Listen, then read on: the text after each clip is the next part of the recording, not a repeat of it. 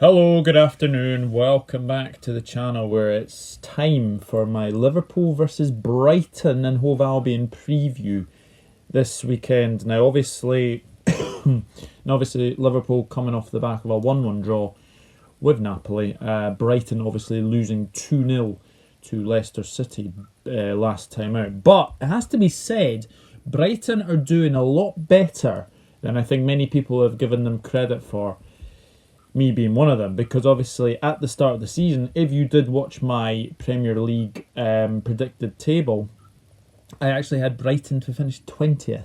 Now I apologise, Brighton fans, I just wasn't sure of Graham Potter, but how wrong he has been. He has been absolutely outstanding for you guys, and obviously he has signed a new contract until 2025, so that must be a good thing for Brighton fans. And this season they have done really well. They're sitting 12th in the Premier League table at this present moment in time, and they have won 4, drawn 3, and lost 6. Now the games that they have won, they have beaten Watford away, they beat Tottenham at home, they beat Everton at home, and they beat Norwich at home. So out of those wins, probably the Watford game, obviously that was the first game of the season, they won 3-0 that day. They won 3-0 against Tottenham, they won 3-2 against Everton, and they won 2-0 against Norwich. Now, obviously away from home they're not as great.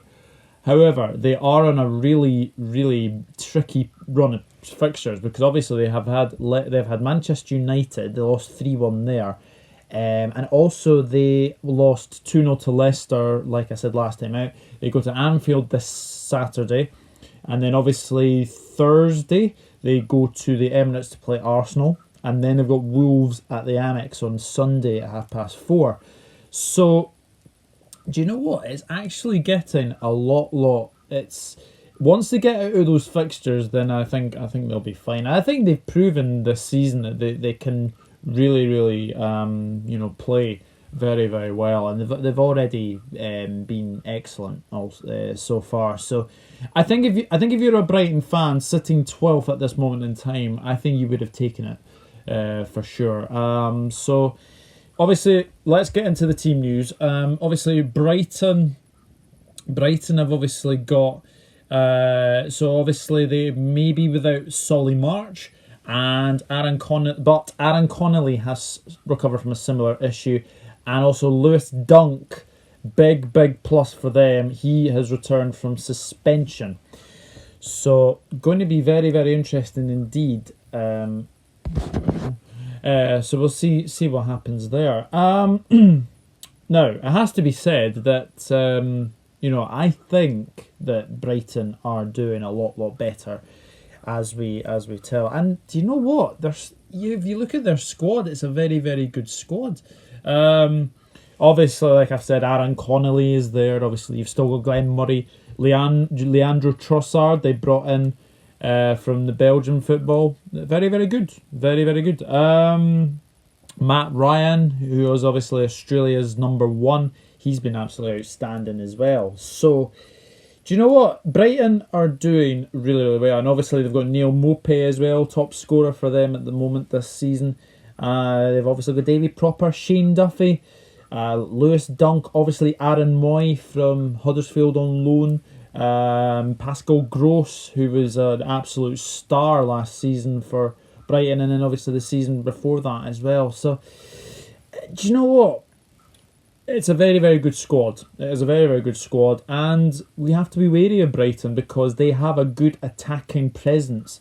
They are a threat on the attack, but if they do attack, then there will be spaces for Liverpool to go through. But it's going to be a very tricky game, and I think everyone has to say that Brighton thoroughly deserve to be where they are, and obviously we all know about them sacking Chris Hughton, but maybe that decision has been vindicated now, and you should probably see that they are doing very well under Graham Potter, and obviously he has signed a new deal.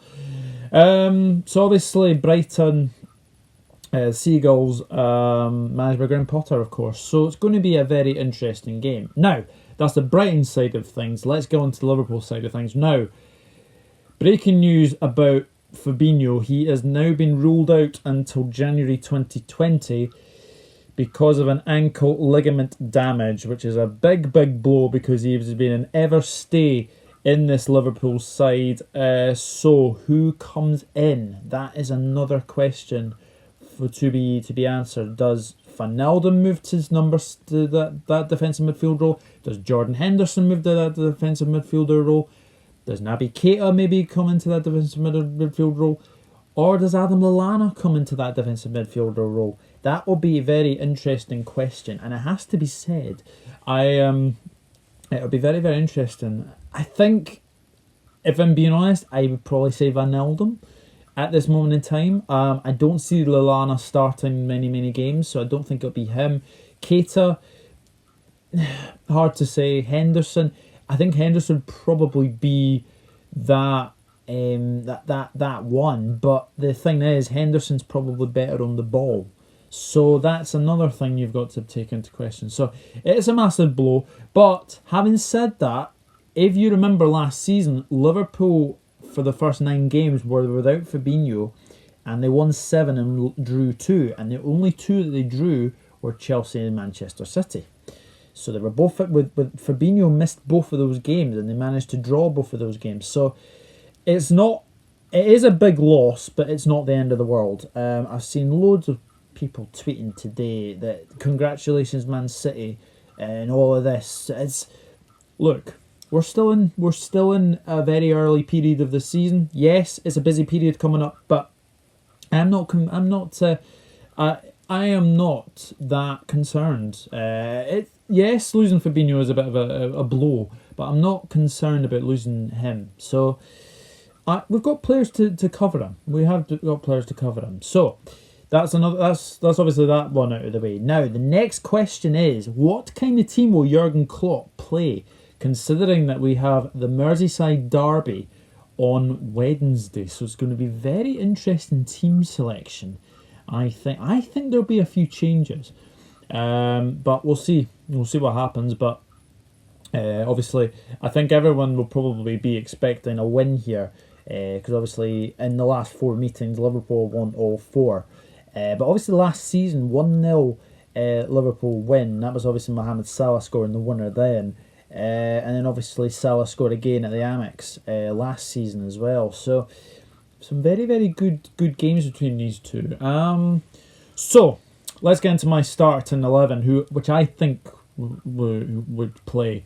So obviously goalkeeper is Alisson Becker. Surely he's going to start. Can I see Adrian coming in? Hard to say, but I don't think he will. So I think it's going to be Alisson Becker that comes into goal. So right back, Trent Alexander-Arnold will definitely come back in. Joe Gomez had a torturous time against Napoli midweek, and I think he'll be out the firing line. So I expect Alexander-Arnold to be back in for this one. Alongside him, I'm going with Dejan Lovren, who saved us against Napoli. A very, very good header. And do you know what? Ever since he's come back into the team, he hasn't put a foot wrong. Yes, you're going to get a mistake from Degsy Lovren. Everyone knows it. But he has been absolutely outstanding since he's come back in. And I think he will be alongside Virgil van Dijk, of course. So Virgil van Dijk and Dejan Lovren are the 2 centre-backs. Now, left back, I will obviously go for Andy Robertson.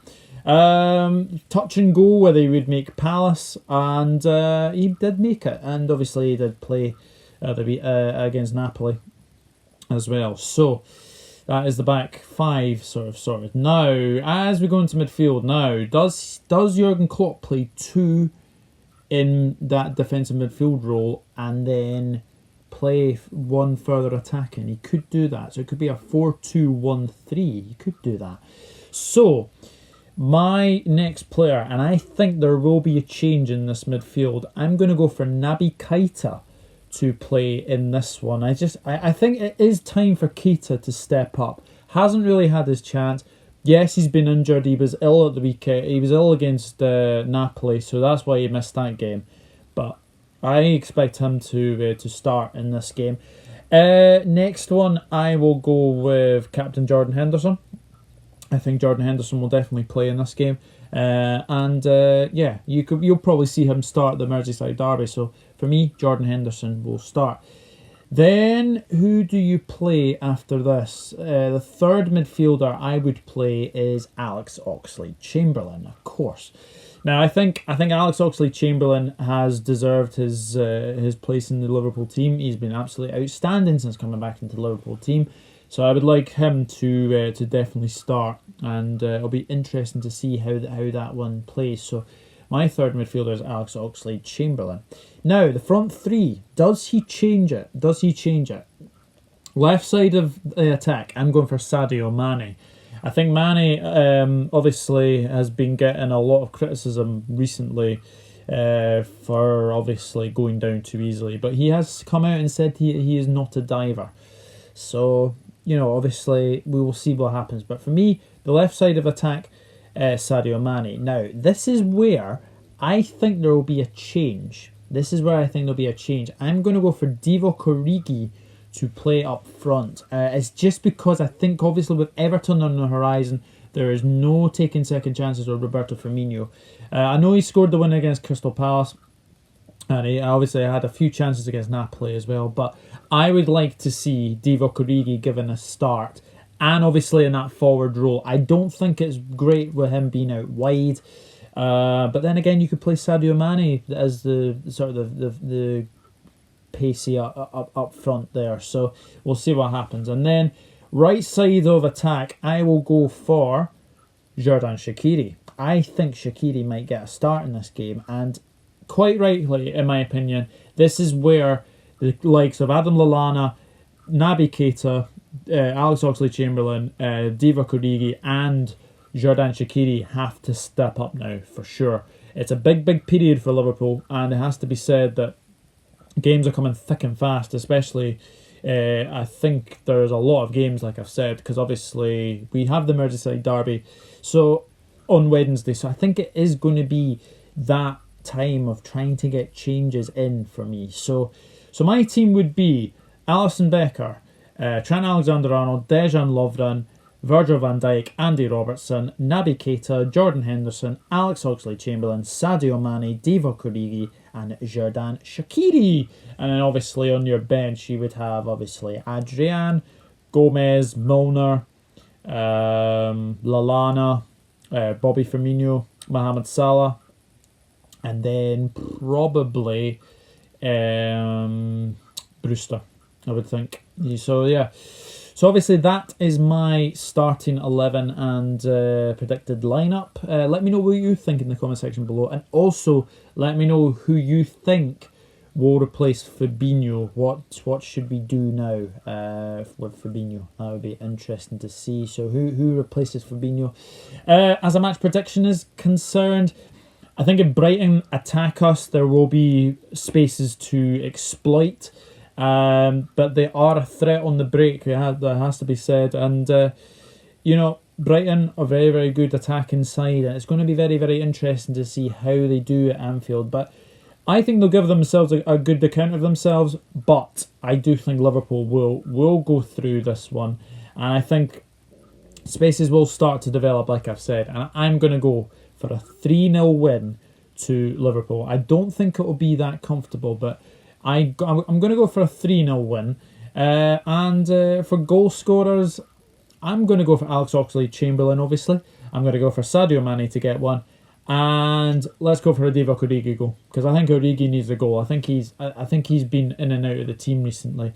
So I think it'll be good to see him getting a goal. So that is it. That is my match preview for Brighton. Please let me know in the comment section below your predicted lineup, and also your prediction as well for this game. I'm going 3-0. Let me know what you think in the comment section below. But thank you very much for watching. And also, obviously, there are more videos coming. As I've said, it's a busy period now. Obviously, Premier League fixtures midweek as well. Some on Tuesday, some on Wednesday, some on Thursday. So it'll be very, very good as well. So we shall see what happens. But I'm looking forward to the Brighton game. I'm sure everyone is. and we shall see what happens. But thank you very much for watching, and please hit that subscribe button. I'm getting a lot of subscribers recently. I'm up to 135. We're on the road to 150, maybe even 200. If I could hit that before Christmas, that would be absolutely fantastic. But thank you so much for your continued support. And yeah, come on Liverpool. Cannot have Brighton beating us. And we'll see what happens. But anyway, I wish Brighton well for the rest of the season, obviously after this game. And we'll see what happens. Anyway, thank you very much for watching. And I'll be back very, very soon with some more videos. Take care, everyone. Bye-bye for now. This means more.